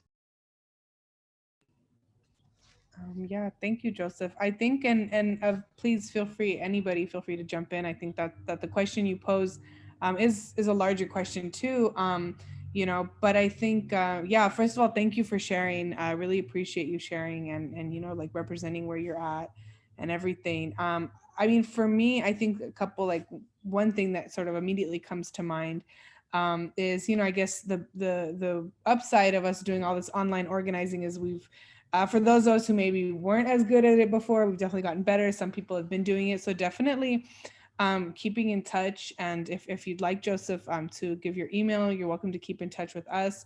I think we could do like a workshop, follow-up workshop with your group if you want to get folks sort of all together for us to kind of talk about a little deeper how we can build together. So I think there's that piece is just, staying in touch with folks and kind of checking in with each other, learning from each other, building together.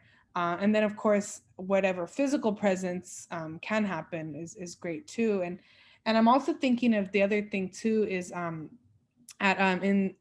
don't know how close to San Bernardino y'all are, but I know like the Cal State San Bernardino has a Department of Homeland Security diploma program.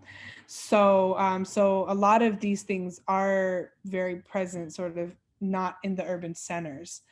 So I think, that's like just one example as well. So, and I know Cal State San Bernardino would be more in the urban part of San Bernardino, but still, right, not sort of in the LA center. So those are just, for me personally, some thoughts. But yeah, please feel free to just stay in touch with us in general, and we can do some more building and support each other.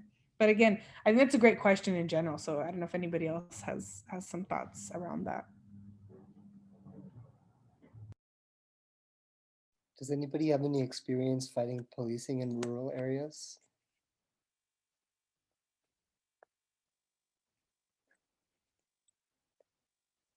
A bunch of city mice here. One thing I wonder always is that, one of the big things that's going on too, like around police abolition fights is, and I always just think about it constantly in the framework of exposing, but like exposing city budgets and exposing budgets and where the places that confirm all this stuff are happening. And it's not necessarily like we got to show up to city council and we got to start doing this shit, but it's like figuring out like where that money is being passed through, because we have like a police commission, which we're not like, yay, we have a police commission and, they help us and there's such great oversight. But that's where we watch, where they're passing monies through, they're buying technologies, programs are helping. So I always think like when you first want to get to know like your police department and start figuring out like, I always think like where you're going to throw the wrench. It's like where they have to pass their budget somewhere. They have to pass through things and even if they don't expose a lot in that budget, I always find that to be very interesting. And then to see who's like really being funded, who's really supporting them. Those dynamics are really interesting because it's like exposing, and I think sometimes people in all communities, they assume that like their city council member or whoever is like you know, sticking up for them, but like exposing these complicit relationships. And that's really how we've worked in LA too, because LAPD is like a beast. And I don't know. So those are just some thoughts I had. Yeah, Jamie, this is something that we in the War on Youth Fight have been specifically thinking about, because in 2018, when we halted the expansion of CVE, we've kind of barely heard a peep from the traditional channels in the city about it since, right? But basically my suspicion, and we're trying to delve into this right now, even in partnership with, you know, although we haven't reached out a little bit, but we want to do this in partnership with Vigilant Love as well, and obviously with PYM, is specifically if this is all happening really within the DMH.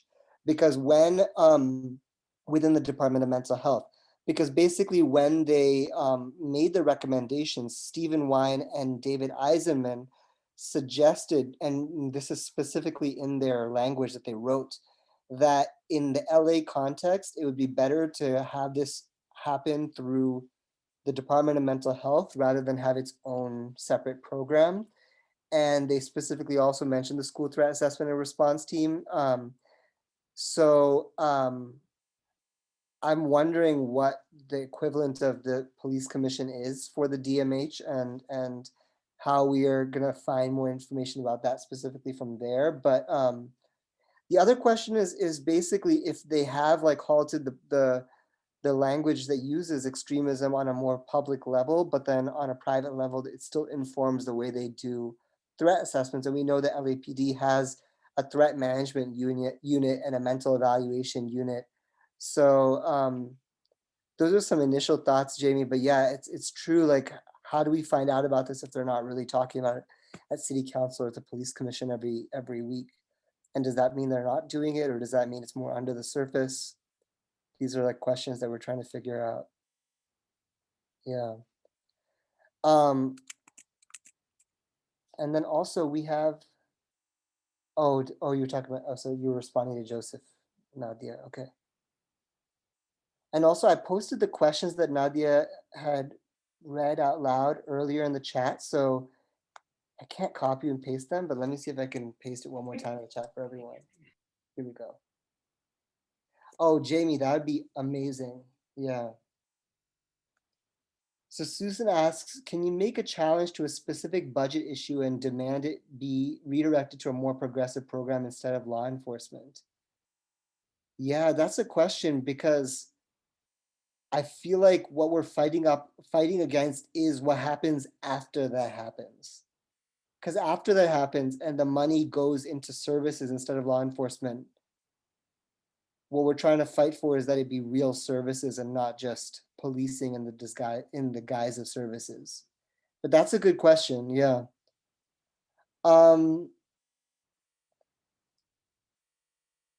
Let me ask Fatima and Selena and Nadia, should we do the hate crimes and anti-Zionism piece right now, or would you all rather spend a little bit more time discussing this? We have about 15 minutes. I'm good to continue discussing if that's where the energy's at. So we can maybe touch on it towards the end, but we can always maybe come back to it at our next War on Youth meeting. The other idea is I could just show the slides from it and then send the article to everybody so you can read it on your own time too, instead of having a section where we read it and then discuss it together. And I could do that maybe after another 5 minutes of discussion for this. What do you all think? Okay, cool, cool. Oh, nice, lots of thumbs up. All right, so let me read out loud the questions again from Nadia. It was, oh yeah, what themes and connections do you see after having, seen all of this about how the Biden administration is moving? How does it connect to other issues or fights that you're knowledgeable about? What themes do you see? The other one is, how do we fight and resist this? The language of threats, the creation of multidisciplinary themes, or other ways to resist? Okay, Charles, absolutely. I think what we can do is we'll touch on it Charles, and that way we can kind of have a little bit of discussion on it, but then the next meeting we'll do more on it. And I think Selena is going to invite a guest that hopefully has a lot to share about that. So any other last comments about themes or connections from what you saw this meeting in terms of the CVE, the evolution of CVE, or ways to resist it? I'm curious if anybody from the coalition is seeing sort of convergences between it and other fights now.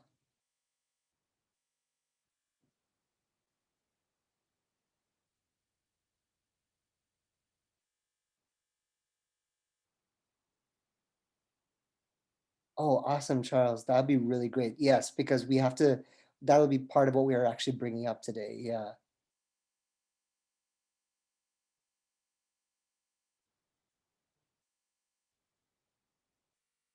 Also, Charles, please feel free, especially if you want to participate more directly in the next meeting, or we would love to have you in our working meeting if you could send your email to one of us. Okay, so it's, okay, cool. So it seems like we should just move on because I don't see a waterfall of comments. So let's do the hate crimes thing really quickly.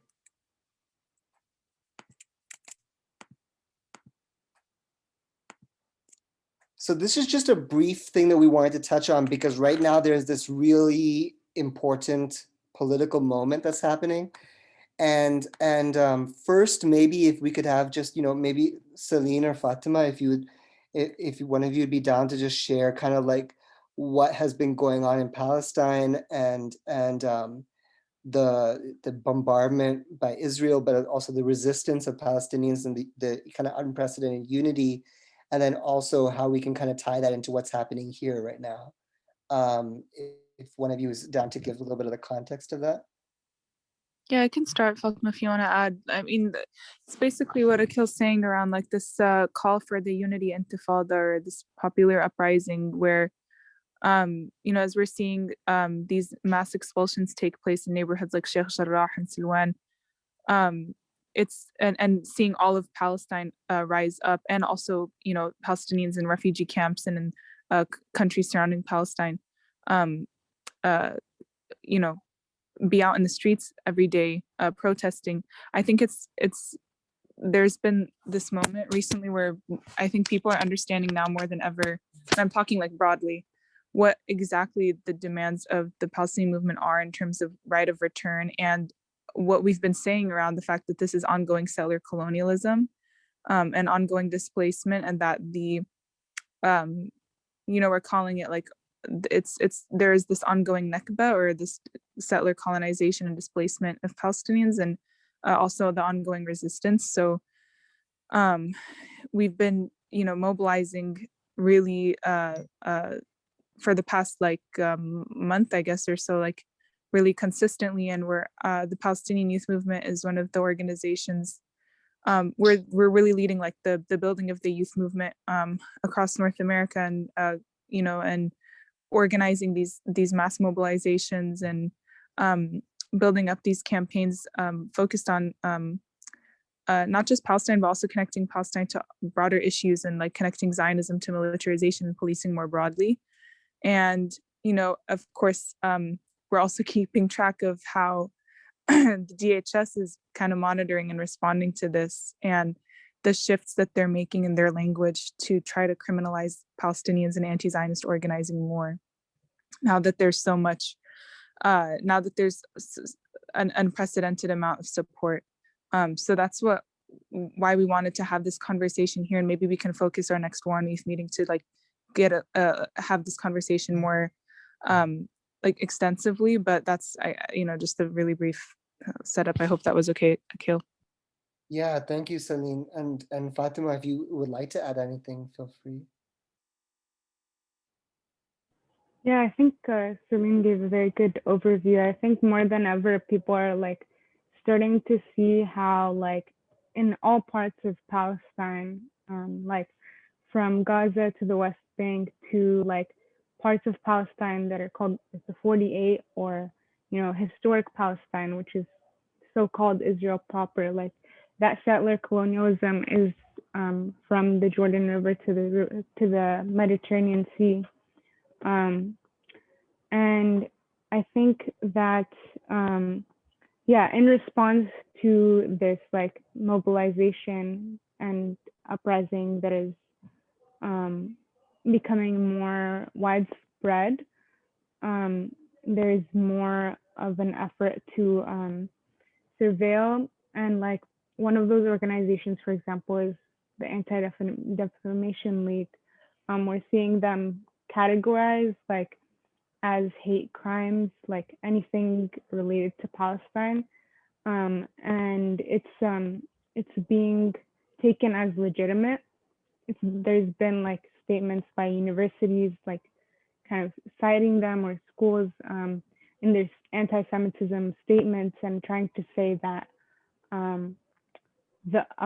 there's a uptick in anti-Semitism, which is correlated to like Palestine mobilizations.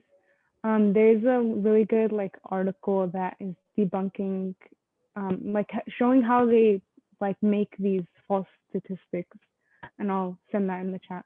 Sorry for going on for a while, but yeah. No, that's great. That's great. We had this kind of plan. I wanted to kind of get community definitions of these different terms. I'm wondering if we have time, or if I should just kind of talk about what's, maybe we just have time. If you want to just put in the chat, why don't we just do that if you want to? Let's go one by one, and I can kind of copy them later. I could take a screenshot. But like, how would you define Zionism and anti-Zionism? How would you define anti-Semitism? How would you define hate crime? And how would you define, and this we can talk, we don't have to include this right now, but this is kind of like how the state defines anti-Semitism is with the, IHRA definition. But how would you define, oh, this is supposed to be deleted. I'm sorry, you all. Maybe if you want, you can post it in the chat, your community definitions of these terms. And we can discuss this a little bit more in the next meeting. But essentially, one thing that Fatima was really pointing to is this sort of both distraction from, as well as criminalization of, the Palestinian movement and the Palestinian struggle, with these like sort of torrential outpour of false accusations of anti-Semitism that conflate anti-Semitism with anti-Zionism. And we're seeing, actually, and I know this is super small, so I'm going to try to zoom in one more time without the computer freaking out, a bunch of different actions the state is doing. Oh, shoot, it freaked out. Okay.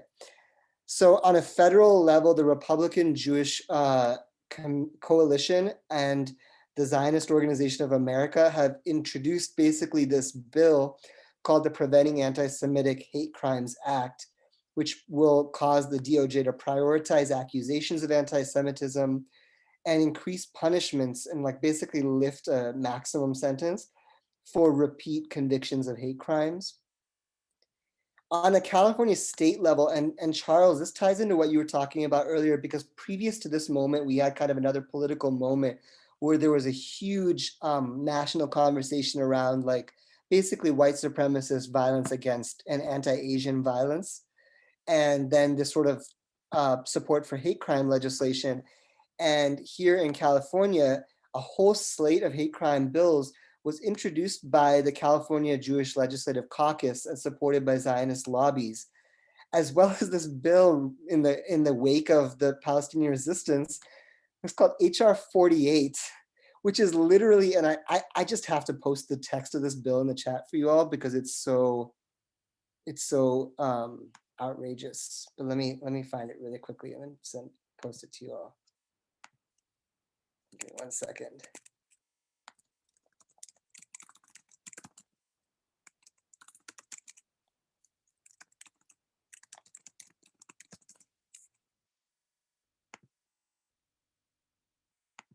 If anybody finds it faster than me, you can post it. Here we go.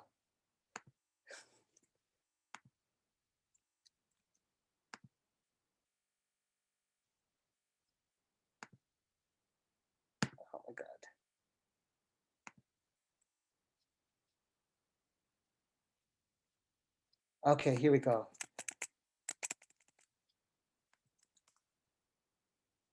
It's basically like a bill celebrating Israeli Americans and honoring the US relationship with Israel. And it was unanimously adopted by the California legislature, like 75-0. That's HR 48. And then you have all these hate crime legislation bills that were put forward.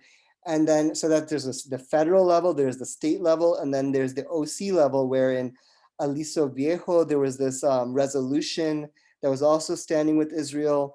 The OC, and these two things are kind of before this moment, and they have to do with the anti-Asian violence, but it's the establishment of a hate crimes unit and the ability for the OC Board of Supervisors to track and monitor hate incidents. And I know these are two sort of conflating two different things, but the thing I wanted to sort of try to get us to try to figure out is, why is it that even before this bombardment of Gaza and this sort of national consciousness around Palestine, why is it that Zionist lobbies consistently and staunchly support hate crime legislation? Like, what do you think is in it for them? And also, how do we understand hate crime laws if there's something that people in our community sometimes support, but then also Zionists are supporting it and the state supports it? Like, is it a bait and switch? How are we understanding it? I think we're going to have a longer conversation about that at the next meeting, and we'll talk more about it. And the last thing that I will just send to everybody, if you want to look at it before next meeting, is this article that came out of another, oh wow, Charles has a very great long comment, which we can read out loud for anybody who can stay. But this link I just posted in the chat is this article that came out of another DHS research center. This time, this one is at George Washington University. And this one explicitly argues for the IHRA definition of anti-Semitism, which is a definition that is rejected by anti-Zionist Jews and conflates anti-Semitism with anti-Zionism, criminalizes Palestinians. These researchers funded by the DHS, the Department of Homeland Security, suggest using that definition as an indicator for extremism. In other words, for CVE programs, they're going to start screening, they're proposing to start screening people based on what you think of Israel as an indicator for whether or not you're going to become a violent extremist. So we're seeing a huge amount of this intersection, and we're going to be discussing it in the next meeting, along with the comments. But I don't, if anybody can stick around, maybe Charles, if you could just tell us what you were writing about a little bit, and then we can call it. Yeah, absolutely. Thanks for giving me the chance to speak again. I know I've already spoken quite a bit on this workshop, but it's something I'm passionate about. Specifically with regards to the anti-Asian hate crime legislation. I think one of the most profound points that I encountered, in the discourse after the Atlanta shootings is that the very category of hate crime was invented by law enforcement, specifically by the FBI, in order to, treat, acts of sort of extreme racialized violence as though they are, individual in origin, in order to pathologize them, to, locate them again in the specific mentalities of like a disturbed individual. And when in fact those forms of violence are structural, and they're in fact like constitutive of the United States itself, right, and of its capitalist and colonial foundations. So like the specific example in Atlanta, the shooter Robert Aaron Long is treated as, well, first of all, there was some hesitation even to like treat it as a hate crime.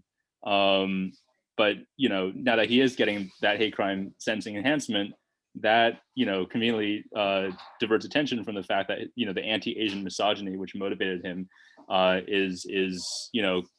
it's produced by the US's ongoing colonial and imperialist military presence in the Asia Pacific region, and the fact that there's thousands and thousands of people like him in uniform on US bases that are feted as heroes. And the last sort of point that I made is that, just as, the hate crime legislation that is supposed to target anti-Semitism allegedly is in fact directed at the Palestinian liberation movement and at Palestinians specifically as a racialized group. In the case of anti-Asian quote unquote hate crimes, overwhelming majority that are highlighted for media consumption, the alleged perpetrators are Black. In those cases, the police are very happy to push for sentencing enhancements. But of course, the basis of anti-Asian racism, as we know, is U.S. imperialism and white supremacy. So there's definitely an analogy there as well. Yeah, absolutely. Really insightful. So we're 2 minutes over, but we gave everybody a little bit of a teaser for the next time when we're going to be discussing the policing of anti-Semitism, or anti-Zionism, I should say, because it's not anti-Semitism, and the hate crimes and their connection to CVE, and also and also just reminder to everyone that we have our working meeting the week after tomorrow. So please send us your email if you'd like to get the Zoom link for that. So that's the 16th at 6 p.m. So send it to Celine, Nadia, or me before you sign off. And yeah, thank you all for your amazing insights and participation today. That was awesome.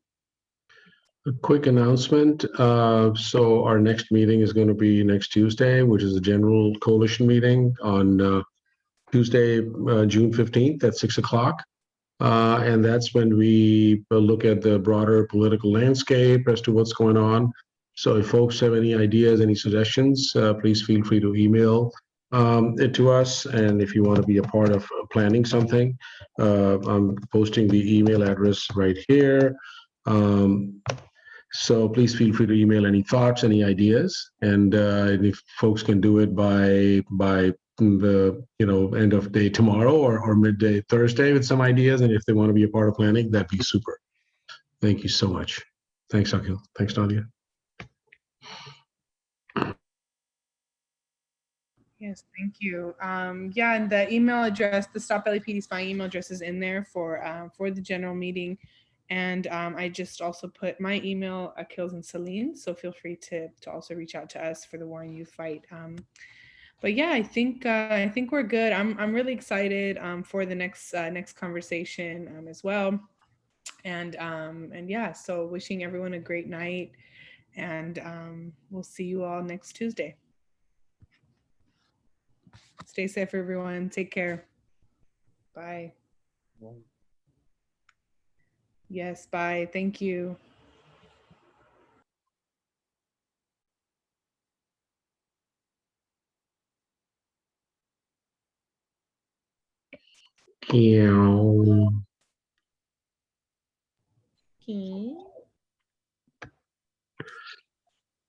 Brother Cranky, what do we say to CVE? Shut it down. All right. Y'all have a good night. You too. Bye-bye. Good to see your Bye. face, Thank you. Celine. Thank